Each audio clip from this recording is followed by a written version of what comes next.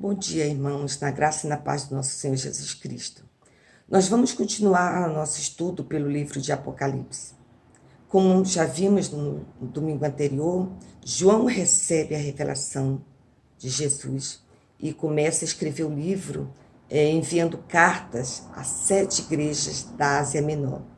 Essas cartas, o seu conteúdo servem de exemplos mesmo com o passar do tempo. Servem de exemplos para todas as igrejas de qualquer tempo da história. Bom, domingo passado nós estudamos um pouco sobre as cartas enviadas à igreja de Éfeso, Esmirna, Pérgamo e Tiatira. E hoje nós vamos ver um pouco, porque o tempo não deixa nos aprofundar muito, a carta à igreja de Sardes, Filadélfia e Laodiceia. O livro de Apocalipse ele é de difícil compreensão, porque o autor faz uso de símbolos, figuras, números misteriosos. Isso porque o Império Romano ele estava perseguindo os cristãos. Mas as comunidades a que as cartas são enviadas, elas entendiam a linguagem, porque elas estavam familiarizadas, pelo menos os seus líderes, com o Antigo Testamento, da onde o autor vai buscar alguns símbolos, e também muitas figuras faziam parte da história daquelas cidades. Os cristãos começaram a ser perseguidos na época de Nero. Lembro quando ele botou fogo na cidade, e colocou a culpa nos cristãos. Mas é com o imperador Domiciano que as perseguições se intensificam. Agora em todo o território dominado pelo Império Romano, incluindo a Ásia Menor. O culto deveria ser apenas ao imperador e aos seus deuses, e quem desobedecesse seria perseguido, torturado e muitas vezes morto. No capítulo 3, de 1 a 6, nós vamos ver o que Jesus manda João escrever para a igreja que estava em Sardes. Aquela cidade, ela orgulhava-se de produzir uma lã que era exportada para vários lugares do mundo. E no seu apogeu, realmente, a cidade foi muito próspera, mas já tinha passado muitos anos, acontecido várias tragédias. No entanto, aquele povo, ele continuava vivendo das glórias do passado. Era a capital da Lídia, uma das cidades mais bonitas do mundo antigo. Ela ficava encravada no alto de uma colina, bem murada e bem protegida. Então, seus habitantes eles sentiam-se seguros, inatingíveis. Isso os tornava orgulhosos, altivos e arrogantes. Bom, vamos ver o que aconteceu um pouco na história dessa cidade. No alto do seu apogeu, em 529, a cidade foi invadida pelo rei Ciro. Ele estudou estrategicamente como passar por aquela muralha.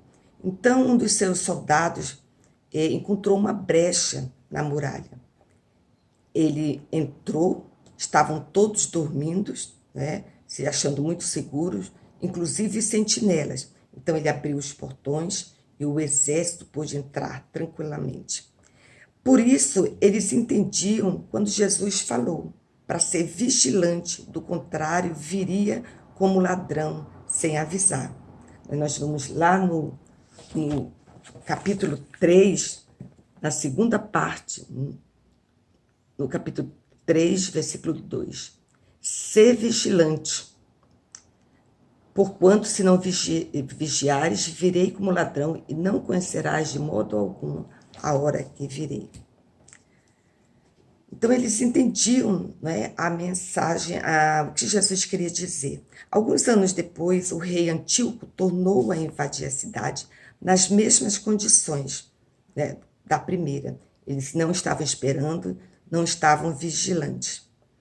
Quando Alexandre o Magno reconstruiu a cidade, ele trouxe a cultura grega para Sardes, introduziu o culto à deusa Cibele e a crendice de que aquela deusa tinha o poder de ressuscitar mortos. Por isso a igreja também entendeu quando Jesus falou: você tem nome de quem vive, mas estás morto. Só quem tinha o poder e tem de dar vida é o Senhor Jesus Cristo. Já na era cristã, no século XVII, Sardes foi quase totalmente destruída por um terremoto. Aquela região ali, na Ásia Menor, ela era constantemente abalada por terremotos. Depois vem o imperador Tibério, decide investir e construir parte da cidade. Agora ele traz costumes romanos. A cidade torna-se mais devassa e permissiva moralmente. E é nesse contexto da época que Jesus Cristo endereça sua carta, mostrando àquela igreja e a nós a necessidade de passar por um processo de avivamento espiritual. A igreja de Sardes tinha nome, fama, mas com o tempo ela substituiu a obra do Espírito Santo por algo sintético, falso. Ela tinha apenas aparência, rótulo, mas não tinha vida. Jesus mostra que havia 3 grupos de pessoas naquela igreja. No capítulo 3 ainda, na parte do 1 e do 2, ele fala: conheço as tuas obras, que tens nome de quem vives, mas estás morto. Sê vigilante, consolida o resto que estava para morrer. Então, esses 3 grupos que Jesus fala: primeiro, pessoas mortas, não convertidas, pessoas sonolentas e adoecidas, que precisavam ser despertadas, curadas, e se não houvesse um tratamento urgente, iriam para a UTI espiritual. E um pequeno grupo que não tinham contaminado suas vestes. Jesus, então, conhecedor da sua igreja e de cada pessoa que faz parte do seu grupo, ele faz algumas advertências imperativas. A partir do versículo 2, ele fala: sê vigilante, fique atento, não dê brecha para o inimigo. E preste atenção para o resto que está para morrer. Pessoas sonolentas, pessoas que estão enfermas. Há muitas pessoas desanimadas, sonolentas, que se não forem seriamente cuidadas, morrerão. E também, e aí ele continua no versículo 3, lembra-te, pois, do que tens recebido e ouvido, guarda-o e arrepende-te. Foi por falta de vigilância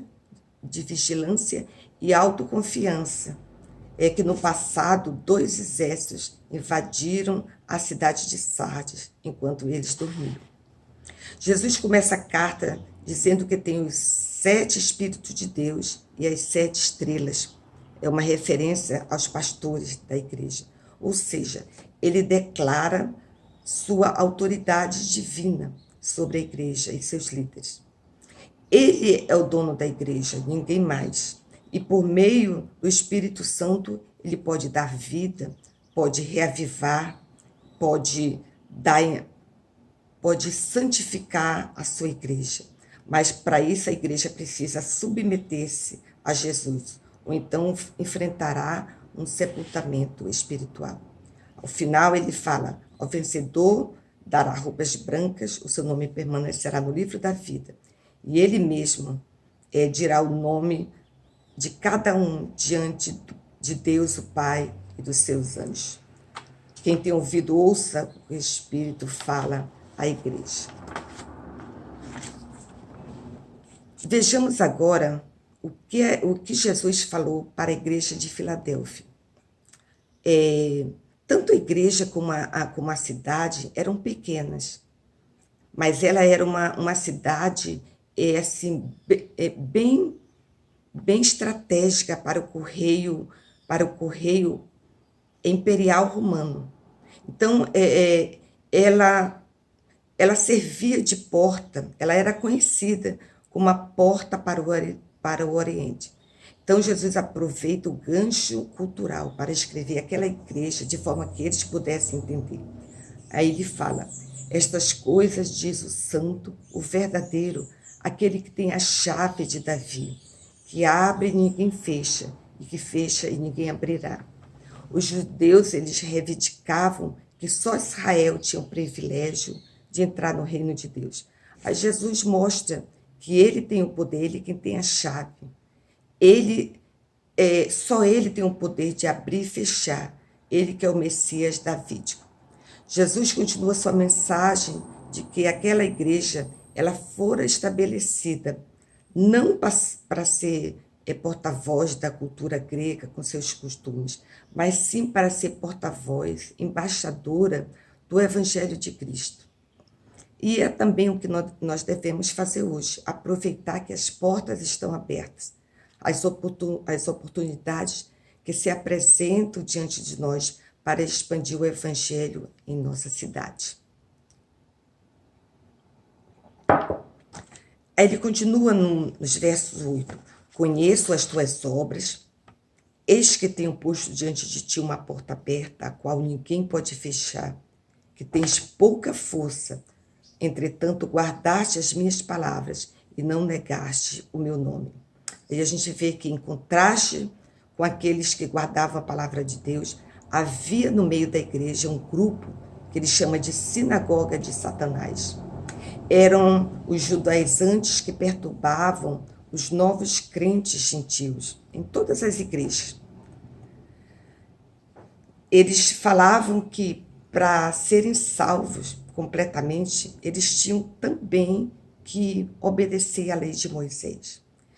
Jesus chama, ele é bem duro, né? Ele chama de sinagoga de Satanás e fala que um dia eles teriam que se ajoelhar perante a igreja e reconhecer que Jesus, ele ama e veio para todos os povos e nações. No versículo 10, aí vem as promessas, palavras de conforto e esperança. Porque guardaste as palavras da minha perseverança, também eu te guardarei no dia da provação que há de vir sobre o mundo inteiro, para experimentar os que habitam sobre a terra. A comunidade de Filadélfia, ela era pobre, fraca materialmente, mas permaneceu fiel à palavra de Deus e por isso recebeu proteção especial na hora da perseguição. Aquela cidade também sofreu vários terremotos, assim como Sardes, ela era uma região vulcânica. Eles sabiam bem o que era conviver com paredes rachadas e desabamento. João escreve ao final da carta: ao vencedor faloei coluna do santuário do meu Deus, e daí jamais sairá. Gravarei sobre ele o nome de Jesus, o nome da cidade do meu Deus, a nova Jerusalém. Quem tem ouvido, ouça o que o Espírito diz às igrejas. A última carta foi para a igreja de Laodiceia. Esta igreja, ela não recebeu um elogio sequer. Então, vamos ver algumas características da cidade e da igreja. Laodiceia era uma cidade próspera, rica, autossuficiente. Ela ficava no meio das grandes rotas do correio romano. Era considerada o lar dos milionários. Ela chegou a recusar a ajuda de Roma quando sofreu um terremoto nos anos 60, já da era cristã. Os próprios moradores a reconstruíram com seus próprios recursos. No início da carta, Jesus é identificado junto à igreja como testemunha fiel e verdadeira, o princípio da criação de Deus. Ele estava na origem de tudo, tanto na criação original como na sua obra de suscitar a nova criação. Bom, ele fala isso e também ele continua e começa a fazer uma acusação à igreja. Ele fala: conheço as tuas obras, que nem és frio nem quente. Antes fosse frio ou fosse quente. Por isso eu estou a ponto de te vomitar da minha boca. O que ele queria dizer com essa expressão? Não é frio nem é quente. Era preferível que você fosse frio ou fosse quente, né? Por muito tempo eu fiquei encucada com essa expressão. E agora, tendo que dar aula, fui pesquisar. A cidade orgulhava-se de ser o centro de águas térmicas. Aconteceu o seguinte: Laodiceia ficava próxima de Colossos, que tinha águas frias. E do outro lado tinha Neápolis, que tinha fonte de águas quentes. Essas águas elas percorriam uma trilha sobre rochedos até chegar em Laodiceia, já em temperatura morna. Jesus aproveita esse gancho, né, geográfico, econômico e cultural para dar um recado àquela igreja. Ele não a censura por desvio teológico, por imoralidade, mas sim porque estava acomodada e satisfeita consigo mesma. Tinha perdido seus valores espirituais. E também a sua visão do evangelho vivo. Olha o que a igreja, ela mesma falava, né, de si: sou rica, abastada, não preciso de coisa alguma. Jesus rebate: você é infeliz, miserável, pobre e está nua, e nem mesmo se dá conta disso. Quer mesmo ficar rica? Então compre o meu ouro derretido no fogo. Quer se vestir bem? Compre minhas roupas brancas para cobrir sua nudez. Quer enxergar melhor? Eu tenho um colírio para seus olhos. Essa é uma referência a um tipo de pó que a cidade produzia para o tratamento de doenças nos olhos. Aí ele continua: eu repreendo e disciplino a todos quanto amo. Sê, pois, zeloso e arrepende. É importante lembrar que nas 7 cartas, Jesus, depois de repreender, depois de mostrar aonde estava o erro, ele sempre deixa uma mensagem de conforto e esperança. Devemos isso trazer para nós. Nós devemos entender que a igreja precisa ser um organismo vivo que cresce em várias direções. Não pode ser apenas uma pessoa jurídica. Líderes e igrejas precisam resgatar a capacidade de ouvir o que Jesus, através da sua palavra e por meio do Espírito Santo, fala à sua igreja até os dias de hoje. Que Deus nos abençoe, que possamos tirar proveito dessas cartas àquelas igrejas no passado, mas também que servem para nós nos dias de hoje. Um bom domingo, que Deus nos abençoe.